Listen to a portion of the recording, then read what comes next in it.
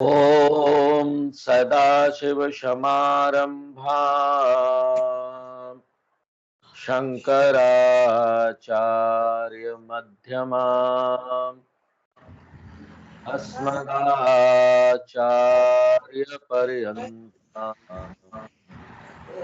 वन्दे गुरुपरम्पराम्।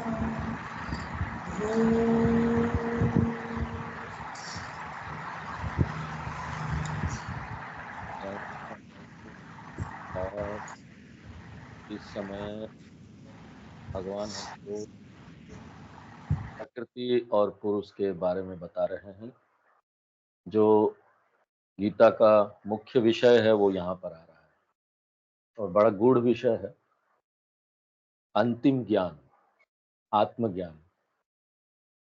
तो पिछले क्लास में 23 नंबर श्लोक देख रहे थे, जिसमें कृष्ण भगवान पुरुष के क्या लक्षण है वो बता रहे थे। परह, पुरुष जो है वो सीमा से बंधा हुआ नहीं है, स्वतंत्र है। ये शरीर के अंदर भी है, शरीर के बाहर भी है, इसलिए परह है, सभी सीमाओं से छूटा हुआ है। हम तो छोटे हैं, जब हम मानते हैं कि हम इस शरीर के अंदर हैं, शरीर है, मन है, तो हम छोटे हैं और हम इसमें से बंधे हुए हैं, सर्वत्र व्याप्त भी नहीं है। और टाइम और स्पेस के अंतर्गत हैं, समय और आकाश से भी परे नहीं है, सीमा से बंधे हुए हैं। समय में, एक समय में जन्म हुआ है, फिर चले जाएंगे। हर चीज में सीमा का अनुभव होता है, एक जगह है तो दूसरी जगह नहीं है। बहुत सारी चीजें खाने का मन करता है, खा नहीं पाते, वहां भी सीमा है। बहुत सारी चीजें सुनने का मन करता है, लेकिन सारी चीजें नहीं सुन सकते हैं। धीरे धीरे कान भी खराब हो रहा है, पता नहीं और कितने दिन रह गया है सुनना और ये देखना। तो इस तरह से कितनी सारी सीमाएं हैं। अगर गहराई में जाए तो सीमा सीमा है, लेकिन पुरुष, अगर हम ये जान ले कि हम ये सीमा वाले छोटे दिनहीन व्यक्ति नहीं है, हम वो पुरुष है, तो जीवन ही बदल गया ना। और वही उपद्रष्टा भी है बोलते हैं। 23 नंबर श्लोक में देखिए भगवान बोल रहे उपद्रष्टा। उप यानी बहुत नजदीक है, नजदीक से वो देख रहा है हमको। साक्षी, वो साक्षी जो हर चीज को यहां देखने वाला है, कोई दूर नहीं है, सबसे नजदीक से हर चीज को प्रकाशित कर रहा है। हमको दूर देखने जाने की जरूरत नहीं है, अपने शरीर के भीतर ही देख ले, अपने आप को ही समझ ले। पूरी दुनिया को समझने का जरूरत नहीं है, ढूंढ ढूंढ कर जा जाकर सबके अंदर है कि नहीं वो पुरुष, ये वस्तु के अंदर है कि नहीं। हनुमान जी की तरह माला चेक कर रहे थे, एक एक माला को तोड़ देते, इतना इतना महंगा माला, उसका एक एक दाना लेकर इतना वो सोने हीरे का उसको तोड़ देते देखने के लिए उसके अंदर राम जी है कि नहीं। भावना, ये इच्छा, अपने आप को जानने का, भगवान को जानने का, ये इच्छा होना चाहिए। हाँ? कि हमको बाकी सारी चीज समझ में ही नहीं आए, जितना भी यहाँ पर महत्वपूर्ण चीज हो वो हमको समझ में ना आए, जितना भी यहाँ पर ना महंगी चीज हो, जितना भी हमारे लिए बड़ा महत्वपूर्ण हो, वो सब हम साइड रख दे, ये सब चीज कोई काम का नहीं है। हमको तो भगवान समझ में आना चाहिए। भगवान समझ में आना यानी वेदांत की दृष्टि में क्या है, हमको तो मुक्ति प्राप्त होना चाहिए। मुक्ति प्राप्त होना यानी ये पता कर लेना कि यहाँ पर आप जैसे अहम अहम अहम, मैं मुंह मई, मैं तेरा मेरा, यहाँ कुछ नहीं है। यहाँ बस वही एक ईश्वर है, ये भी वही ईश्वर है। हाँ? शरीर की दृष्टि से नहीं, वो चेतनता की दृष्टि से। तो उपद्रष्टा, बहुत नजदीक। और उसके बाद क्या बोलते हैं, अनुमंता। अनुमंता यानी वही तो आशीर्वाद दे रहा है ना सभी क्रियाओं को। प्रकृति की सारी क्रियाओं को आशीर्वाद देने वाला कौन है, वही चेतनता। वरना ये सब तो जड़ है, पत्थर जैसा है, वस्तु है। ये हम हाथ हिला रहे, काम कर रहे, मुंह से बोल रहे हैं, कैसे चल रहा है ये सब? Because of his blessing only. His body and mind is working because of his blessings only. वो आशीर्वाद दे रहा है, अनुग्रह है उसका, अनुमंता है। जिस तरह से यहां पर बिजली है, वो फैन में बिजली आ रही है, और फैन में जब बिजली फैन को चला रहा है क्या? बिजली तो बस है उसके अंदर। फैन की ऐसी प्रकृति को चलने लगता है। फैन बना इसलिए कि गोल गोल घूमे। बिजली के इलेक्ट्रिसिटी के रहने मात्र से फैन चलने लगता है। उसी प्रकार यहां पर बिजली है, उसके रहने मात्र से ये लैपटॉप चल रहा है, उसके रहने मात्र से स्काइप में हम लोग इंटरनेट में अवेलेबल है, सब लोग सुन रहे हैं, अपना काम ये कर रहा है। उसी तरीके से शरीर का हर एक अंग जो है ना, वो अलग अलग कार्य करने के लिए बना है, हाँ? लंग्स का अलग कार्य है, हार्ट का अलग कार्य है, किडनी का अलग कार्य है, सब अलग अलग फंक्शन करने के लिए बना है। लेकिन चेतनता के रहने मात्र से फैन की तरह वो अपना काम शुरू कर देता है। जो जिसका काम है वो करेगा। अनुग्रहाता कौन है? वही चेतनता, वही तो आशीर्वाद देता है। हाथ पांव से आशीर्वाद नहीं देता है, खुश रहो बच्चा या पांव से सिर पे लगा दिए। साधु संत लोग होते हैं, पांव से सिर पे लगा देते, चरणों का आशीर्वाद प्राप्त हो। वो कैसे करता है? हाथ पांव नहीं, क्योंकि पुरुष का कोई हाथ पांव नहीं है। सानिध्य मात्र ना, बस रहने मात्र से वो इसको आशीर्वाद दे देता है। ये शरीर और मन चलने लगता है। केनोपनिषद में अब यही तो देखा ना हमने। केनेशितम पतति प्रेषितम मनः, केन प्राण प्रथम प्रेति युक्तः, श्रोत्रस्य श्रोत्रम मनसो मनो यद। ये बहुत सुंदर मंत्र है ये सब। और इन मंत्रों को कृष्ण भगवान एक शब्द में कॉम्प्रेस कर देते, कॉन्डेंस कर देते हैं, अनुमंता, श्रोत्रस्य श्रोत्रम मनसो मनो यद। वही सभी कार्य को यहां आशीर्वाद प्रदान कर रहा है। हम जब सभी कार्य बोलते हैं ना, तो यानी सभी कार्य, अच्छा खराब सब, नैतिक अनैतिक सारे कार्यों को आशीर्वाद प्रदान करने वाला वही चेतनता है। चेतनता यहां विवेक विचार करके कुछ नहीं करता। वो जज नहीं करता कि अच्छा काम है, चलो हम लोग सपोर्ट करते हैं इसको, अच्छे काम वाले ग्रुप में मिल जाएंगे, अच्छा काम करेंगे, और जो गलत काम हो रहा है उसमें से अपने आप को हटा लेंगे, नहीं करेंगे। ऐसा चेतनता नहीं करता। चेतनता ये विवेक करके अच्छा खराब को चेतनता नहीं देता। कोई भी कर्म हो, अच्छा बुरा नैतिक अनैतिक, सबको आशीर्वाद कौन प्रदान कर रहा है? यही चेतनता। इसलिए इसको क्या बोलेंगे? अनुमंता। उसके बाद बोल रहे भरता। भरता यानी अगर आप डिक्शनरी देखेंगे शब्दकोश, तो भरता का अर्थ है पति। तो आप ये निष्कर्ष निकाल लेंगे कि भाई ये जो पुरुष है ना, वो पति है। यहां इसलिए भरता को ना सीधे सीधे शाब्दिक अर्थ में नहीं लेना है। भरता यानी जो सत्ता प्रदान करता है, जो स्थिति कारणम है, सब चीज के यहां रहने मात्र का कारण जो है। क्योंकि एकमात्र पुरुष ही तो सत्य है ना, उसी की स्वतंत्र सत्ता है। प्रकृति तो मिथ्या है। प्रकृति तो पुरुष के रहने से रहती है।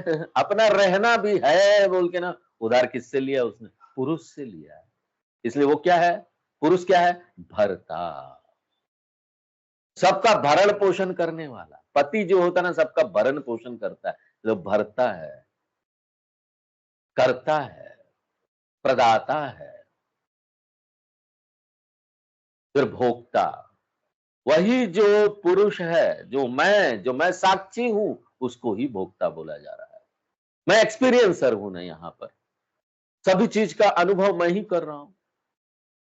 एक अज्ञानी व्यक्ति की दृष्टि में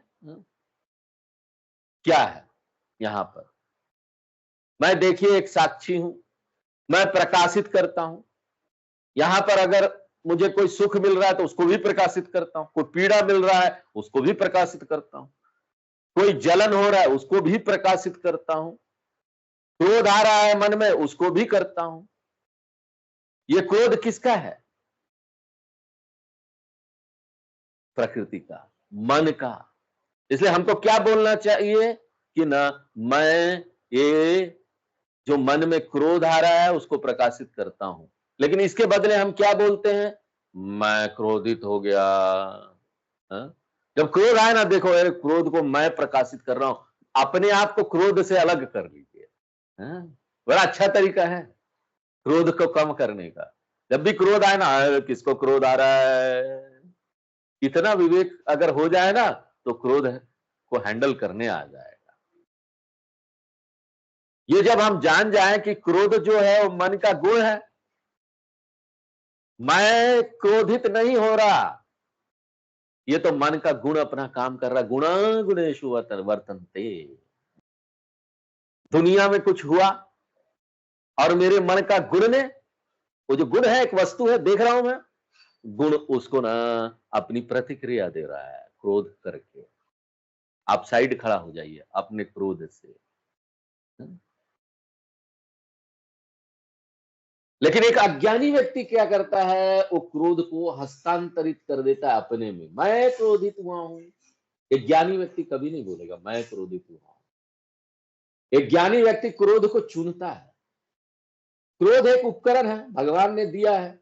हैं? कई लोग होते बड़े ढीठ होते हैं, समझाओ तो मानते ही नहीं है। तो साधु पुरुषों को भी ना, ज्ञानी वाणी को भी क्रोध करना पड़ता है कभी। क्रोध करके दिखाना होता है, ज्यादा मत यहाँ पर दृढ़ता दिखाओ अपनी, नहीं तो मैं साइड कर दूंगा। हाँ? तो ऐसा क्रोध उसको करना पड़ता है। लेकिन वो ये जान के क्रोध करता है कि ये क्रोध तो वस्तु है, वो गुण आया, गुण आया, गुण से गुण मिल रहा है, हमको करना क्या है? हम तो नहीं हो रहे क्रोधी। अज्ञानी व्यक्ति उसी को हस्तांतरित कर देता है स्वयं में। तो भोक्ता के रूप में, भोक्ता जब यहां बोला जा रहा है तो सचमुच का भोक्ता नहीं कि हम भोग रहे हैं। क्रोध आ गया तो हम भोग रहे हैं। अज्ञानी व्यक्ति क्या होता है, क्रोध आ जाता है तो खुद भुगतता है। कि क्रोध दूसरों को बाद में मारता है, अपने आप को पहले मार देता है। लेकिन ज्ञानी व्यक्ति क्या है, वो क्रोध से अपने आप को एसोसिएट ही नहीं कर रहा, अपनी पहचान क्रोध से बना ही नहीं रहा है, तो उस क्रोध उसका क्या बिगाड़ेगा। इसलिए ये जो भोक्ता बोल रहे हैं ना, प्रतीत हो रहा है कि भोक्ता है। जब क्रोध आता है, दूसरे लोग सोचते हैं ज्ञानी को देखकर, ये देखो क्या ज्ञानी है, तो इसको भी क्रोध आता है। हाँ? तो उसको बोलते हैं, देखो भोक्ता है। और प्रतीत हो रहा है, ऐसा लग रहा है कि वो भोक्ता है, लेकिन है नहीं। ऐसा लग रहा है कि वो भोग रहा है अपने क्रोध का दंड, है नहीं। प्रतीति भोक्ता। तो फिर मूल स्वरूप क्या है, महेश्वर। महेश्वर हैं हम। एक जो ज्ञानी व्यक्ति है, ये जो पुरुष है, वो महेश्वर है। महेश्वर यानी वो स्वतंत्र है, वो एक स्वतंत्र सत्ता है। उसको पता है ये शरीर मैं नहीं हूं, शरीर बंधा हुआ है, बंधा हुआ रहेगा, इसको कुछ किया नहीं जा सकता। ये जन्म लिया है, ये भुगतेगा, बीमारी मारी भी होगी, मरेगा एक दिन। क्योंकि प्रकृति से ये प्रभावित होता है, ये प्रकृति का ही भाग है। प्रकृति प्रकृति से प्रभावित होती है। हमने पहले देखा गीता में, गुना गुणेषु वर्तन्ते। ये जो शरीर है, ये संसार के साथ व्यवहार करता है और अपने आप प्रभावित होता है। संसार वाले कुछ बोलते, काम क्रोध मद लोभ मोह मत्सर आता है इसके अंदर, और उसके हिसाब से प्रतिक्रिया होता है। It is affected by the world, nobody can stop. कोई भी इसको रोक नहीं सकता। यहां पर गर्मी आएगी, पसीने निकलेंगे, सर्दी आएगी, ठंडा लगेगा, ठिठुराएंगे हम, बुढ़ापा आएगा, शरीर गिर जाएगा, हमारे सारे अंग धीरे धीरे काम करना बंद कर देंगे। उसी प्रकार मन भी एक पदार्थ है, दुनिया भी एक पदार्थ है। मन पदार्थ से ही प्रभावित होता है। आप यहां पर भूकंप का खबर पढ़ेंगे कि किस तरह से भूकंप में लोग परेशान हो गए, किसी का घर बार खत्म हो गया, बच्चे यहाँ पर भूख बिलख रहे हैं। जितना भी महान आप हो जाएं, मन में ना आपका सहानुभूति आएगा कि नहीं, ऐसी परिस्थिति को पढ़कर कोई भी इसको रोक नहीं सकता है। इसलिए शरीर जो है ना, प्रकृति से बंधा हुआ है। ये दुनिया, ये मन, ये भी बंधा हुआ है, सीमित है, लेकिन पुरुष महेश्वरा, वो कभी भी पदार्थ सत्ता से प्रभावित नहीं हो सकता। इसलिए पुरुष महेश्वरा है। महेश्वरा यानी स्वामी है। इसलिए स्वामी लोगों का नाम स्वामी होता है। स्वामी ये और वो, जो भी नाम हो, आनंद भी लग जाता है उसमें। स्वामी लोग जो स्वामी वो आनंदित हो जाते हैं ना, स्वतंत्र हो जाते, मास्टर हो जाते हैं अपने शरीर का। इसलिए देखिए, अगर आप अपने आप को शरीर मानेंगे ना, कभी भी मुक्त नहीं हो पाएंगे। जब तक आप अपने आप को शरीर मानते रहेंगे, दुख भोगते रहेंगे, पूरी दुनिया आपको प्रभावित करती रहेगी। यहां तक कि ग्रह भी आपको प्रभावित करते रहेंगे। कभी शनि ग्रह आ गया, कभी गुरु का दशा ठीक नहीं है, गुरु इस घर में है। कितने लोग डर जाते हैं सब सुनकर, ज्योतिष के पास जाते रहते हैं। हाँ? गुरु जी मेरा कोई निकाल दो उपाय, हमारा ग्रह अच्छा हो जाए। हाँ? शनि ग्रह टल जाए, 7.5 आ गई है, बाप रे बाप, काल सर्प दोष। कुछ कुछ अच्छा भी होता है लोगों के जीवन में, सब खराब ही नहीं होता ग्रह दोष से। अच्छा, ग्रह अच्छा चल रहा है, अच्छा होगा, अच्छी अच्छी चीजें मिलेगी जीवन में, अच्छे संबंध आएंगे, अच्छे प्रॉपर्टी मिल जाएगी। पता नहीं कहां से प्रॉपर्टी आ गई है, ग्रह अच्छे होगा, क्या क्या बोला जाए। किसी के साथ अच्छा हो रहा है, किसी के साथ खराब हो रहा है, ग्रहों की स्थिति के कारण। और ये प्रारब्ध से होता है, जो भी कर्म है उसके कर्मों के अनुसार ये शरीर तो भुगतेगा ना, शरीर तो प्रभावित तो होगा ही। जो भी ये ग्रह का बदलाव है वो प्रारब्ध के कारण होता है। ग्रह प्रारब्ध को प्रभावित नहीं करते, आपके कर्म तो वही के वही है। ज्योतिष लोग सिर्फ वो ज्योतिष विद्या से अपने ग्रह का दशा देखकर बता देते हैं आपका कर्म क्या है। उससे कर्म को वो प्रभावित नहीं कर सकते, आपके कर्म को नहीं बदल सकते। तो वो भी जो भी कर्म है, जो भी प्रारब्ध है, वो आपके शरीर को प्रभावित तो करेगा करेगा। लेकिन अगर आप महेश्वरा हो जाए तो, ये शरीर का स्वामी हो जाए तो, ये सीख ले किस तरह से प्रकृति और उसके गुणों को अपने शरीर से अलग कर सके। मैं अभी एक जीवात्मा परमात्मा बन जाता हूं। मुझे जीवात्मा कब बोला जाता है? जब मैं उन गुणों को, प्रकृति के गुणों को अपना मान लेता हूं। मैं अपने जन्म के दिन के बारे में बात करता हूं, मेरे उम्र के बारे में बात करता हूं, मेरे शरीर की स्थिति के बारे में बात करता हूं। ये सारे गुण मैं, तो ये मैं जीवात्मा होता हूं। लेकिन जब मैं इन्हीं गुणों को लेता हूं और ये समझ लेता हूं कि ये मेरे नहीं है, ये तो एकमात्र प्रकृति के इस शरीर का है, जिसका जो है उसको हैंड ओवर कर दो ना, क्यों रखने का है? जब मेरा है नहीं तो मैं अपने पास क्यों रखूं भैया? ये लो, शरीर तुम ले लो, ये तुम्हारा है ना। ये गुण किसका है? प्रकृति का है। प्रकृति को दे दो, जिसका जो चीज है दे दो। निर्गुण होकर मैं परमात्मा हूं, सगुण होकर मैं जीवात्मा हूं। तो मैं निर्गुण हूं या सगुण हूं, ये किस पर निर्भर करेगा? ये इस पर निर्भर करेगा कि मैं ज्ञानी हूं कि अज्ञानी हूं। अगर मैं अज्ञानी हूं तो अपने आप को जीवात्मा मानता हूं, अगर मैं ज्ञानी हूं तो मैं ना परमात्मा हूं। कौन बोल रहा है ये? कृष्ण भगवान बोल रहे हैं, मैं नहीं बोल रहा हूं। परमात्मा इति उक्तः, वही मैं, उसी को परमात्मा बोलते अर्जुन। देखो ये महावाक्य है। जीवात्मा परमात्मा की एकता, जो भी शास्त्रों का वाक्य बताए उसको महावाक्य बोलते हैं। इससे पहले भी एक महावाक्य हम देख चुके हैं, 13वें अध्याय का 3 नंबर श्लोक। क्षेत्रज्ञं चापि मां विद्धि सर्व क्षेत्रेषु भारत, क्षेत्र क्षेत्रज्ञयोर्ज्ञानम यत्तद् ज्ञानम मतं मम। ये दूसरा महावाक्य है।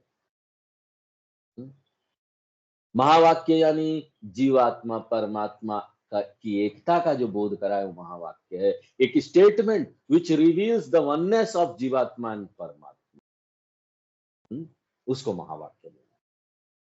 24 नंबर श्लोक पढ़ते हैं। या एवं वेत्ति पुरुषम, य एवं वेत्ति पुरुषं प्रकृतिं च गुणैः सह, प्रकृतिं च गुणैः सह सर्वथा वर्तमानोऽपि, सर्वथा वर्तमानोऽपि न स भूयोऽभिजायते। स भूयोऽभिजायते।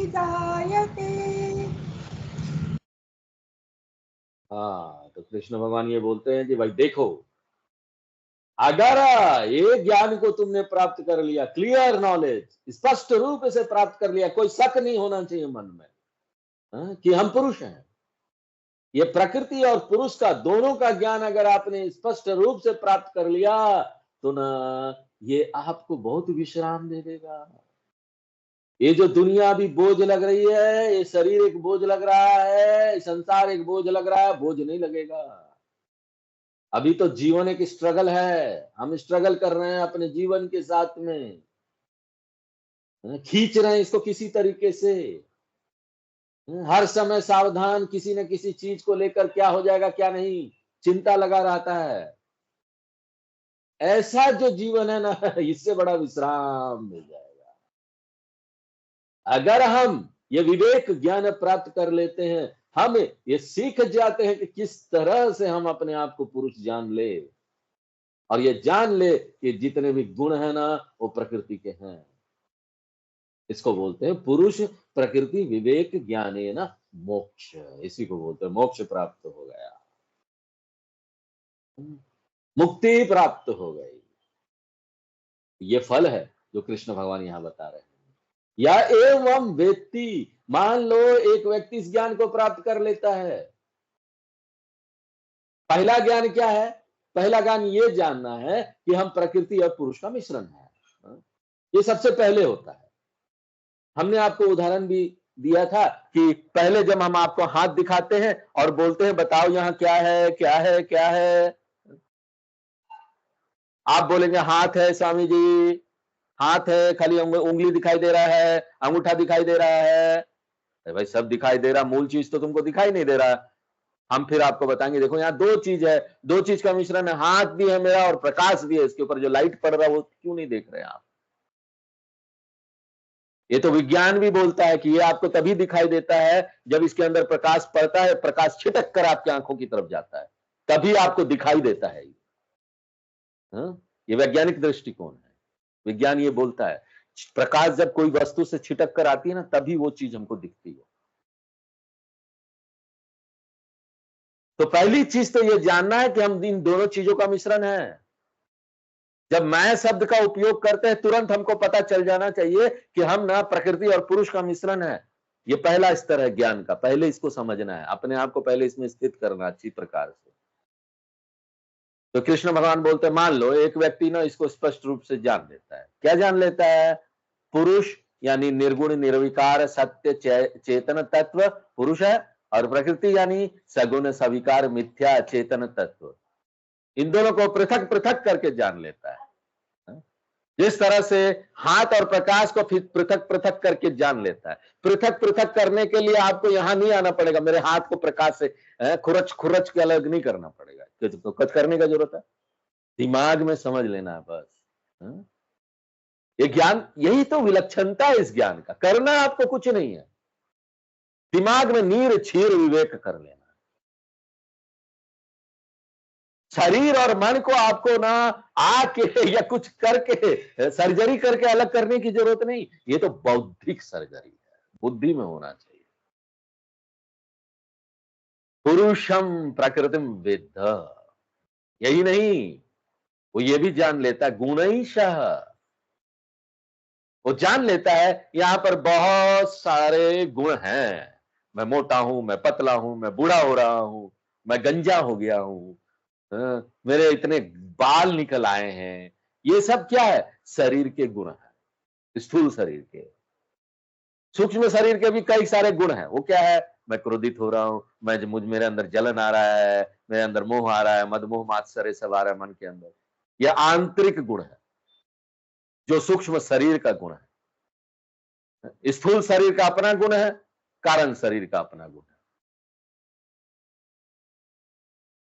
और कारण शरीर का मुख्य गुण क्या है? अज्ञान। तो ये जितने भी गुण है ना, ये हमको जानने चाहिए। और कैसे जानने चाहिए? कि ये जो है ना, ये जो गुण है ना, ये शरीर का है, जो कि प्रकृति है। पुरुष का कोई स्थूल शरीर का गुण नहीं है कि शरीर मोटा हो गया, पतला हो गया। देखिए कितना विश्राम मिल जाता है ना। नहीं तो सब हमसे पूछेंगे, अरे इतने मोटे हो रहे हो, इतना तोंद निकल रहा है, और कुछ वॉकिंग क्यों नहीं करते हो, एक्सरसाइज क्यों नहीं करते हो सुबह उठकर? हाँ? जाओ कल से सुबह उठकर 5 बजे 6 बजे दौड़ने जाओ। तो इस तरीके से लोग बोलेंगे कितना रिलीफ मिल गया ना हमको, ये मेरा है ही नहीं।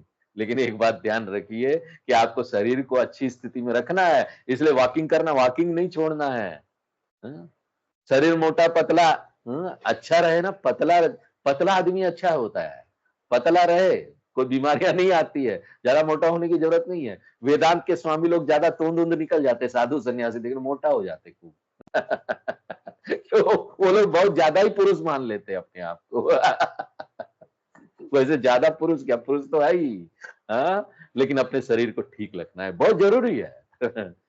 जितना कोशिश करके हो सके करेंगे, बाकी चिंता मत कीजिए कि क्या हो रहा है क्या नहीं। वहां से छूट जाते हैं, उस चीज से छूट जाते हैं। ये नहीं कि शरीर को अच्छा रखना ही छोड़ दो। हाँ? एक्सरसाइज करो, योग करो, सब करो, सब सुबह उठ के सब करो, सब रखो। हाँ?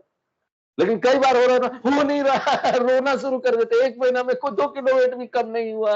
अरे नहीं हुआ तो नहीं हुआ, क्या करे, कोशिश की थी। ये मेरा तो है ही नहीं। उस समय जब रोना रोना आए ना, तब ये बात काम आती है कि भाई हम तो पुरुष हैं, हम ये है ही नहीं। इसलिए चिंता किस बात का? हाँ? शरीर को गुड कंडीशन में रखिए, वॉकिंग कीजिए। हाँ? इसके लिए कोई अभिमान रखने का जरूरत नहीं है, अभिमान होगा तो परेशानी होगी। सारे वो जितने भी अपनी भावनाएं मन को, सबको समझ लीजिए कि ये गुण है। न मे द्वेष रागौ, न मे लोभो मोहौ, मदो नैव मे नैव मात्सर्य भावः, न धर्मो न चार्थो न कामो न मोक्षः, चिदानंद रूप शिवोहम शिवोहम। शंकराचार्य जी ने लिखा है, बार बार हमको ये याद रखना चाहिए, चिदानंद रूप शिवोहम शिवोहम। जिसने ये अंतर को समझ लिया प्रकृति और पुरुष के बीच में बहुत स्पष्ट रूप से, हाँ, उसने सीख लिया, अपने मन को ऐसी ट्रेनिंग दे दी कि ना हम अपनी पहचान पुरुष से बना पाए। ये जो ट्रेनिंग है ना, ट्रेनिंग की जो प्रक्रिया है, इसको बोलते हैं निधि ध्यासनम। हर एक व्यवहार में, हाँ, हमको अपनी पहचान प्रकृति के साथ बनानी। व्यवहार में नहीं बोलना है कि हम पुरुष है। आप नौकरी करने जा रहे हैं, वहां पर एप्लीकेशन फॉर्म भरना है, और आपको पूछ दिया गया डेट ऑफ बर्थ क्या है, आप मत लिखिए निल, अहम न जायते न म्रियते, गीता में बोला गया है, इसलिए मेरा कोई डेट ऑफ बर्थ नहीं है। ठीक है, आपको नौकरी भी नहीं मिलेगी, रिजेक्टेड। इसलिए ज्यादा मत वहां पर ये कीजिए। आप ये समझ लीजिए कि व्यवहार में प्रकृति काम करता है। हाँ? तो जहां भी व्यवहार होगा, ट्रांजैक्शन होगी, हमको प्रकृति के साथ अपनी पहचान बनानी है। और जब ये पहचान बनाएंगे, इतना सारा व्यवहार हो रहा है, तो जाहिर सी बात है कुड़कुड़ाहट होगी पूरी। इसलिए न्यूट्रलाइज करना पड़ता है उसको। न्यूट्रलाइज करना है, प्रायश्चित करना है। इसलिए रोज थोड़ा समय निकालना है, अकेले में बैठिए, व्यवहार से दूर होकर रोज थोड़ा अकेले में बैठिए, और देखिए कि किस तरह से ये जीवन का नाटक चल रहा है, ये लाइफ का ड्रामा चल रहा है। बात यह है कि ड्रामा को अच्छे तरीके से करना है, यह नहीं कि जैसे तैसे करना है। एक कहावत है, अगर आपने भिखारी का रोल लिया है एक्टिंग करने के लिए, तो आपको अच्छा भिखारी बनना चाहिए, एक अच्छा भिखारी। होंगे आप अमिताभ बच्चन, बहुत बड़े व्यक्ति होंगे, लेकिन जब आप वेश लेते हैं, एक एक्टर की भूमिका करते हैं, वहां पर भिखारी का रोल कर रहे हैं, तो एक अच्छा भिखारी बनना पड़ेगा, नहीं तो फिल्म फेयर अवार्ड नहीं मिलेगा, ऑस्कर अवार्ड नहीं मिलेगा। उसी प्रकार से यहां पर हम एक पति है, एक पत्नी है, एक माँ है, एक बहन है, एक बेटा है, एक बेटी है, पिता है, रो रहे हैं, हंस रहे हैं, इस सब में ना बड़ा अच्छा नाटक हमको करना पड़ेगा। वहां हम ये नहीं बोल सकते हैं, कोई मर गया वहां जाकर बोले हाँ ये तो शरीर था चला गया, क्या इसके लिए रोना। भगा देंगे लोग आपको। वहां वहां कोई ज्ञानी नहीं है, आपको उनके दुख में शामिल होना पड़ेगा, वहां जाकर बोलना पड़ेगा कोई बात नहीं, जो चला गया है उसका क्या कर सकते हैं। हं? दुख तो होता है, उसका कमी कोई पूरा नहीं कर सकता। ऐसे आपको ना वेश धरना पड़ेगा वहां अच्छी प्रकार से। हाँ, लेकिन दिन में एक बार सब वेश उतार के खाली समय में अकेले में बैठिए एक कमरे में और देखिए, ये सीखिए, अपने आप को बोलना ये सिखाइए, बार बार अपने आप को दोहराइए, बार बार अपने आप को समझाइए कि मनोबुद्धि अहंकार चित्तानि नाहम न च श्रोत्र जिह्वे न च घ्राण नेत्रे चिदानंद रूप शिवोहम शिवोहम। अकेले में एकांत में बैठिए, इसको बोलिए। एक बार एक व्यक्ति जान जाता है ना पूरा जीवन एक ड्रामा है, एक नाटक है, तो इसका एडवांटेज क्या मिलता है मालूम है? इसका लाभ क्या मिलता है? सर्वथा वर्तमान। कोई भी भूमिका आ जाए, आने दो, मुझे जो कोई भी रोल यहाँ पर भूमिका करना है, पत्नी का रोल करना है, पति का रोल करना है, भाई का, बहन का, कोई भी जीवन में भूमिका आ जाए, अलग अलग भूमिका निभा रहे हैं। अभी 1 घंटा पहले पति थे, फिर आधे 1 घंटा के बाद भाई बन गए किसी का, फिर 2-3 घंटा के बाद 9 बजे ऑफिस गए तो किसी का बॉस बन गए। कितने सारे दिन में हम भूमिका निभा रहे हैं।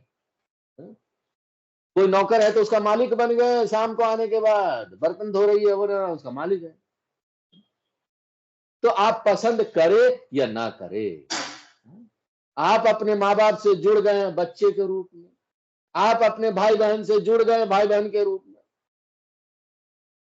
जब आपके भाई की शादी होती है तो फिर ना आपको पसंद हो ना पसंद हो, आपका यहाँ पर एक संबंध जुड़ जाता है एक दूसरे से, brother in law, sister in law सब बन जाते हैं, साला साली। तो ये जो जीवन है ना, उसमें ना एक एक करके भूमिकाएं जुड़ते जाती है।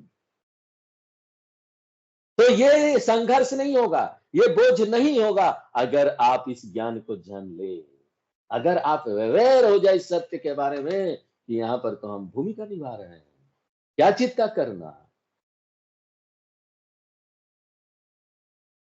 अगर भूमिका को आप अपना समझ लेंगे और बहुत सीरियस हो जाएंगे, नहीं हम भिखारी हैं, भिखारी का रोल कर रहे हैं, लेकिन समझ लेंगे भिखारी है, और ना रोल खत्म हो गया, यहाँ पर अभिनेता वो पूरा पैकअप हो गया, सारे डायरेक्टर और वो सब जो टेक्नीशियन थे, कैमरामैन थे, सब घर चला गया, उसके बाद भी वो भिखारी की तरह अमिताभ बच्चन जा रहे हैं, बस तो पैसा ही नहीं है, फिर क्या होगा सोचिए। भीख का कटोरा लेके हर जगह।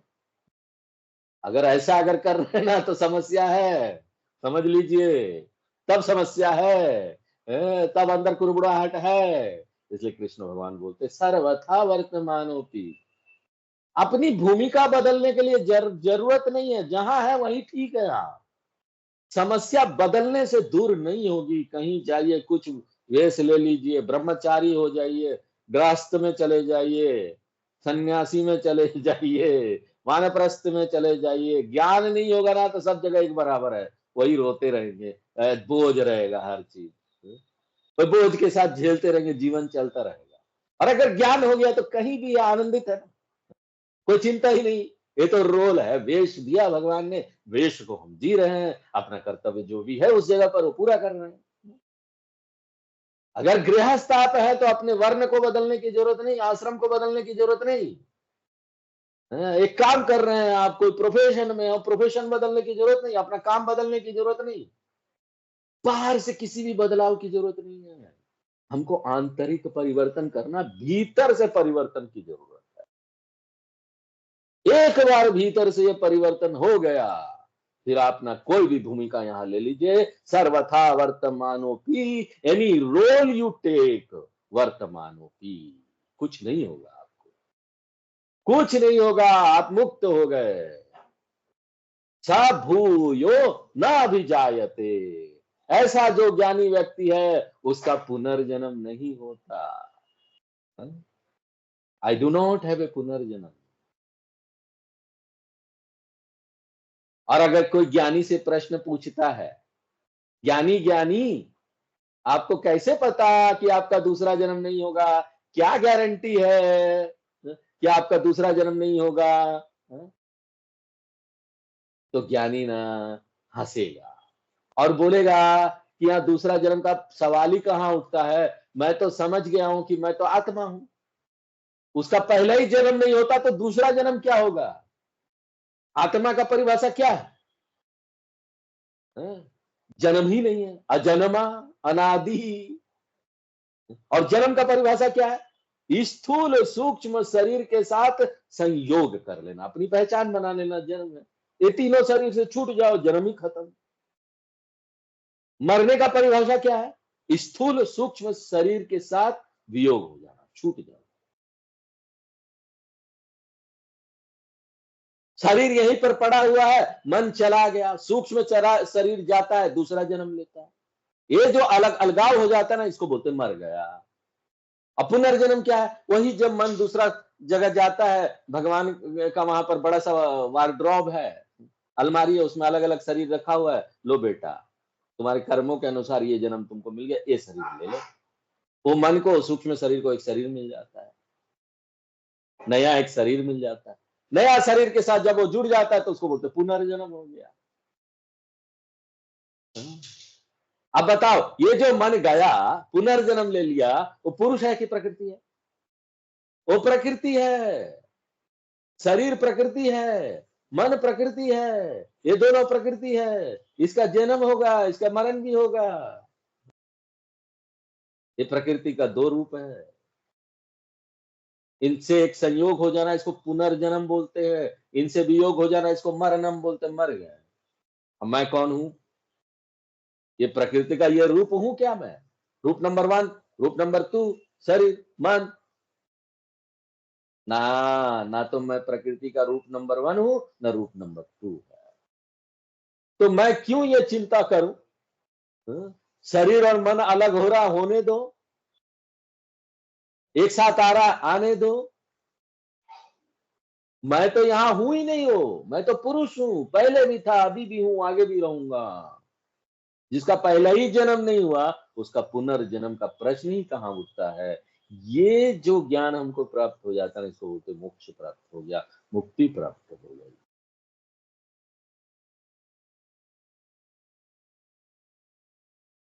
इस ज्ञान से हम ये दावा ठोक सकते हैं कि हम यहां मुक्त हो गए, असीमित हो गए, और अब हम ना कभी भी बंधेंगे नहीं।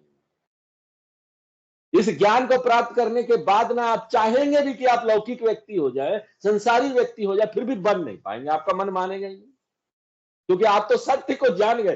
एक बार जो देख लेता है वहां खाई है, कौन खाई में डूबने के लिए जाएगा बताओ? हमको समझ में आ गया ना वो खाई है, हम जाएंगे कूदने के लिए? नहीं जाएंगे। आप फिर से संसारी हो ही नहीं पाएंगे, आप ज्ञानी हो गए। आज यही विराम देते, आगे फिर नेक्स्ट क्लास में देखेंगे। ओम पूर्णमदः पूर्णमिदं पूर्णात् पूर्णमुदच्यते पूर्णस्य पूर्णमादाय पूर्णमेवावशिष्यते। ओम शांति शांति शांति।